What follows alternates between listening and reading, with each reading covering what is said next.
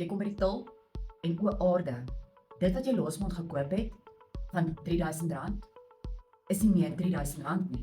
Dis nou R4000. Mamma se naam is Loret van Sail. Sy werk nou mamma met 7 kinders.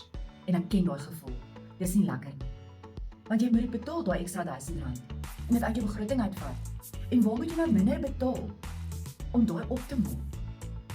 Mamma's met hierdie digitale bemarking gee dit my die gemoedsrus wanneer ek in daai winkel instap en my maand se groceries gaan koop, gaan ek kan. Indien iets duurder is, het ek die gemoedsrus dat ek weet ek hierdie geld opvoer. Ek hoef nie minder op petrol te spandeer dan, net sodat ek die kos kan betaal vir die maand nie. En ons as ouers wil nog steeds elke aand 'n bord kos op ons kinders se tafel sit. Kosplekke pak vir skool.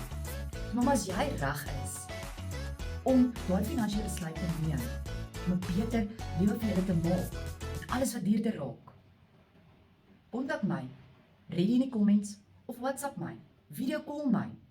My nommer is net hieronder. Deel ek die inligting met jou.